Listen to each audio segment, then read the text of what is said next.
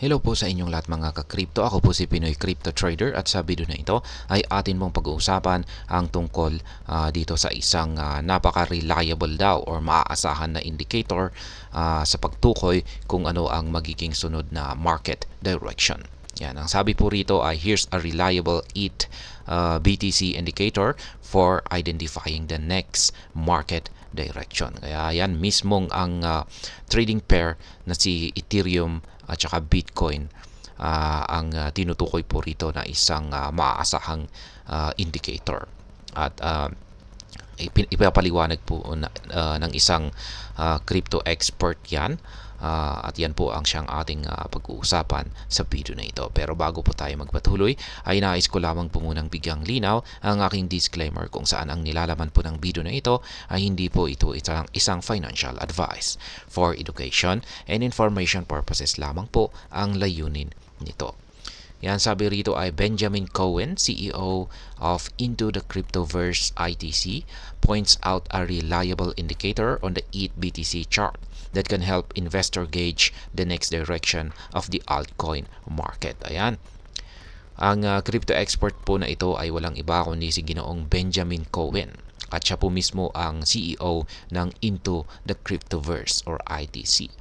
At siya po ay naglabas ng pahayag kung saan ay sinasabi po niya na isang napaka-reliable na indicator or ibig pong sabihin ay maaasahan po talaga na indicator ang trading pair, ang chart na trading pair ng Ethereum BTC. Kaya yan, malaki raw po ang maitutulong nito para sa mga investors para ma-monitor natin. Yan, or para mabantayan natin at mabigyan tayo ng gabay kung ano ang magiging sunod na direction ng altcoin market. Cohen called attention to this indicator amid the ongoing market-wide bloodbath that has pushed multiple altcoins to shocking lows. Notably, the altcoin market cap has dropped below the $1 trillion market cap as a result of the crash. Kaya, ayan. Si Ginoong Cohen ay ibinahagi po niya yung indicator na ito nung nakakaranas po ang buong crypto market ng pagbagsak. Yan, yung buong altcoin market cap ay bumagsak na po ng below $1 trillion na market cap. Yan po ay dulot ng malawakang market crash. Kaya yan, nasa billion na po ngayon ang market cap ng ang buong kabuuang market cap ng altcoin. Yan, wala na po sa trillion. Altcoin market crash. Consequently, the market has slumped 21.34% in August so far. Its value currently stands at $791 billion, marking a 7-month low. Ayan na nga po. Mula po sa trillion, ayan, $trillion na market cap ay sa ngayon ay nasa $791 billion ang kanyang ibinaba sa kabuuang market cap ng altcoin. Kaya yan, most market watchers called the bottom, suggesting that the market could only surge from that point. However, Cohen was not convinced. Ayan, marami raw pong mga market watchers or ibang mga analysts ang nagsasabi na ito na yung pinakamababa na bottom ng altcoin market. At ibig pong sabihin kung pag sinabi nating bottom, hindi na po siya babagsak pa. Pero hindi po sang-ayon itong si Ginoong Cohen. Yan, hindi po siya kumbinsido sa ibang mga analysis ng ibang mga market watchers.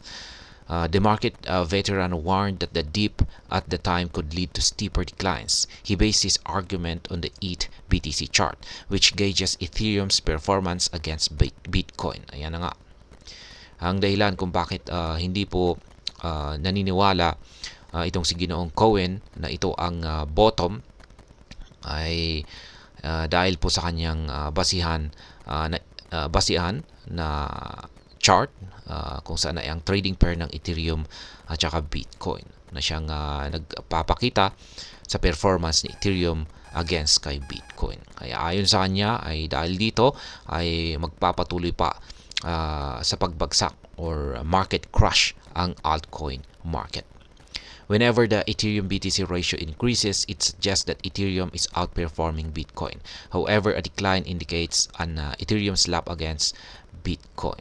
Kaya yan, sabi rito ay kapag tumataas po ang ratio ng Ethereum BTC, ay nagsasabi po ito na si Ethereum ay na-outperform po niya si Bitcoin. At syempre, kung pag bumabagsak naman ay yan naman po yung kabaliktaran.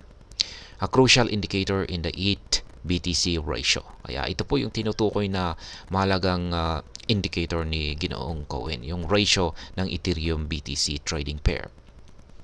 Notably being the largest altcoin, Ethereum's performance, especially in comparison to Bitcoin, is an important metric to gauge the health of the overall altcoin market. Ayan, napakahalaga daw po ang performance ni Ethereum in comparison kay Bitcoin. Kaya ayan, napakahalaga po ito na i-monitor natin para mag-gauge po natin or mabantayan po natin yung health yan ng overall altcoin market. As of mid-April, Cohen stressed that the ETH BTC chart had broken below critical support. Kaya ayan, itong kalagitnaan daw po ng nakalipas na buwan ng Abril ay ayon po kay Ginoong Cohen ay base po sa Ethereum BTC chart ay nabasag po yung nabasag po yung isang napakalagang support level nito. Kaya ibig pong sabihin kung nabasag po yan ay isa po itong bearish breakout. Ayan, at makakaranas po ito ng isang matinding pagbagsak. Yan, sapagkat yan po ay isang critical support. Kung pag sinabi nating critical support ay isang napakahalaga po yan na support line. Kaya kung pag yan po yung bumigay or nabasag ay ayan. Cohen implied that investors should closely monitor the ETH BTC chart. According to him, the ratio is a reliable indicator for assessing the overall health of the altcoin market. Ayan. Kaya yan po yung payo ni Ginoong Cohen na lahat daw po ng mga investors ay kailangan daw po nilang i-monitor ang chart ng Ethereum BTC trading pair. Sapagkat ayon po sa kanya ang ratio ng trading pair na ito ay isang napaka-reliable or maaasahan na indicator para i-assess yung overall health ng buong buong altcoin market. Yeah, ito po yung actual na tweet ni Ginoong Benjamin Cohen. The warning signs were there. ETH BTC is a great indicator for understanding the health of the altcoin market. Kaya, ayan. Yan po yung actual na tweet ni Ginoong Benjamin Cohen. Kaya, ayan. Dapat po pala ay binabantayan natin or araw-araw na rin po nating technical analysis ang trading pair ng Ethereum BTC. Ayan, hanggang dito na lamang po tayo sa video na ito mga ka-crypto. Sana po ay inyong nagustuhan ang aking paliwanag sa video na ito. Kung inyo po itong nagustuhan ay pakiclick lamang po ang like button nito. Para naman po sa mga bago lamang dito, kayo po ay aking inaanyayahan para mag-subscribe. Pakiclick na rin po ang bell icon nito dahil ito po ang siya magsisilbing notification nito sa mga bago kong videos na akin pong ina-upload sa aking YouTube channel na ito. Marami pong salamat sa panonood. Ingat po tayo lagi at God bless po sa ating lahat.